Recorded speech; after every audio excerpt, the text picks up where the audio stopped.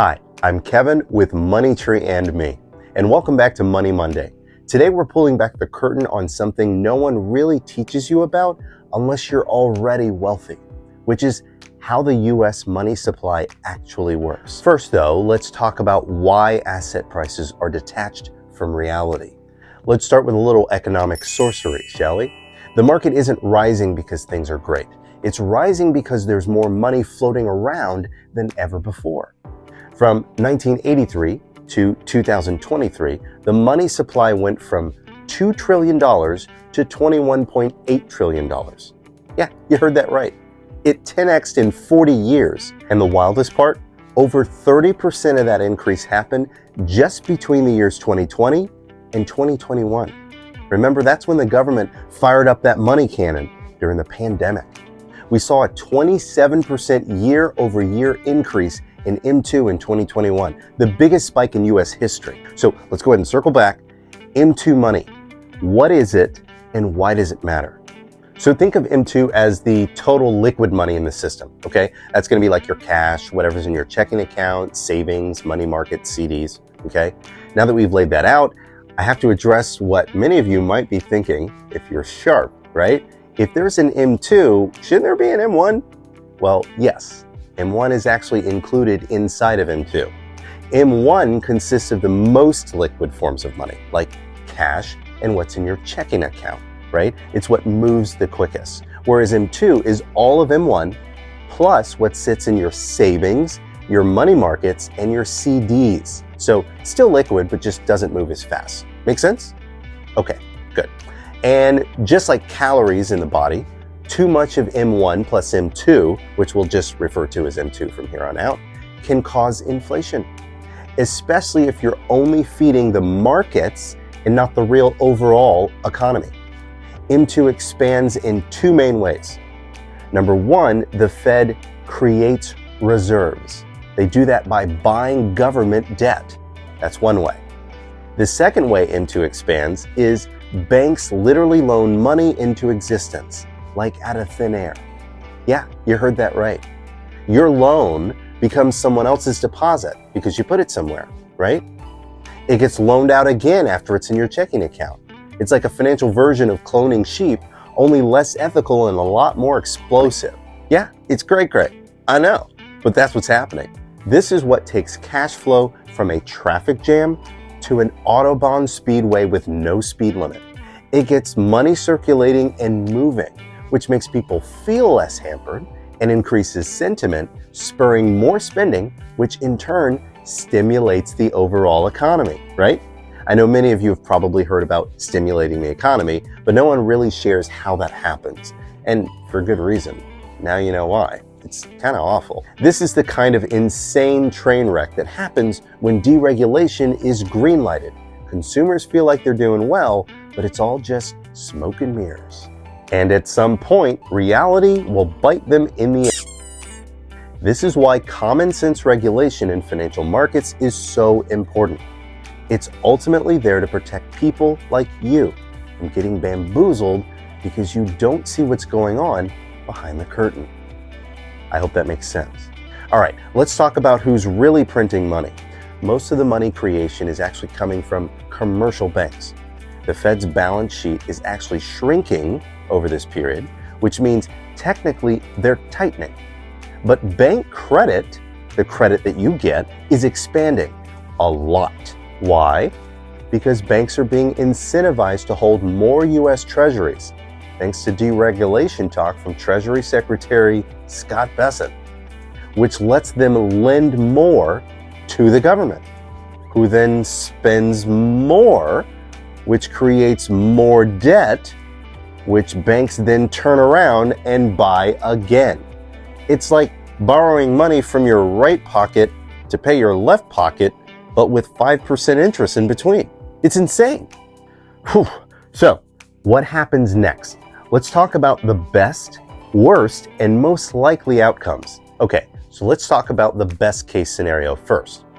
In this case, asset prices continue to rise, so we all feel good, meaning you buy wisely during corrections, you increase your wealth over time, and you own hard assets and ride the wave of inflation like a professional surfer who's read Rich Dad Poor Dad like 12 times. All right, so let's take a look at the worst case scenario, all right? In this case, inflation just gets nasty, all right? Wages don't keep up. We can already see that happening. Your dollar turns into a peso, and the wealth gap looks more like the Grand Canyon. Cash loses purchasing power, and the debt loads crush households that didn't adjust for the shift. All right, so most likely case, in my opinion anyway, so don't get mad at me if I'm wrong. I say we stumble through. More bank lending, more asset growth, more inflation than we're probably comfortable with, but what's new at this point really, but not enough to hit panic buttons yet. So those who own assets stay ahead. Those who don't own assets get left behind. This ultimately creates an even greater divide between the haves and the have-nots than ever before. That's what I think is going to happen. Do you agree? Do you disagree? Let me know in the comments. I'm super curious. On to what to do now. Practical advice for the working class people is wildly important. Let's stop playing defense and go full Iron Man suit-up mode, okay? So here's your playbook. Number one, you need to own assets. I'm talking stocks, ETFs, gold, real estate. Put your money into things that are going to appreciate and make you more money, okay? Number two, stay light on cash. Keep just enough for emergencies. You know, I'm a huge proponent of emergency funds, but that's it. Everything else should be in assets that will appreciate and grow your purchasing power. If you don't have a high yield interest savings account, just go to my profile, click the link there, then I want you to scroll down to Wealthfront High Yield Savings Account and open your account so you can move money from your regular bank savings that pays like 0.4% or something like that to your new high yield interest savings account with Wealthfront that pays you like 100 times more so that your savings can retain its purchasing power until you actually need it. All right, so on to number three, eliminate bad debt, like unsecured credit card debt, all right? It's gotta go. Interest rates make debt feel like carrying bricks in a backpack. Pay any revolving interest debt off as soon as possible, folks. If you're one of millions of Americans who are in way over your head with revolving credit card debt and you have no way to pay it off within like maybe a year or so, just go to the link in my profile and I want you to click on debt management and fill out our contact form. One of our debt management professionals will reach out and assess whether or not settling your debt is a viable option to get you back to net zero, okay? Number four, diversify.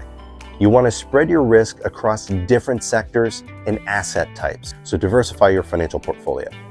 Number five, get financially literate because no one is coming to rescue us, okay? Learn as much as you can. Follow my channel, watch my videos, read books. Make sure you're doing everything you can to get ahead and stay ahead. We are entering a phase where the government is deleveraging its debt by using inflation to devalue the American dollar on purpose.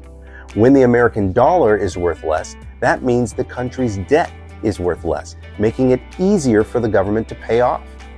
You follow me? But that comes at a cost to the average working class American because they don't get a bailout. This is what the American government did from around 1940 to around like early 80s, 1980, something like that. Interest rates were insane and so was inflation. Look, you don't want to be caught flat-footed on this one. When I say move your money into assets like stocks, ETFs, gold, real estate, I am not joking. It's a way to retain the value of the American dollar without holding American dollars, so that when this ride comes to an end, your assets actually appreciate over time, while anyone with cash is left with a whole lot of dollars that don't buy very much. All right, I know this was quite a bit to take in this week, but it's important for everyone to understand the state we're in, what the possible outcomes might be, and how to prepare so that we can live our best lives. You do deserve that. Thanks so much for watching. Until next week, I've been Kevin with moneytreeandme, providing better security and ensuring better lives. Make it a great day.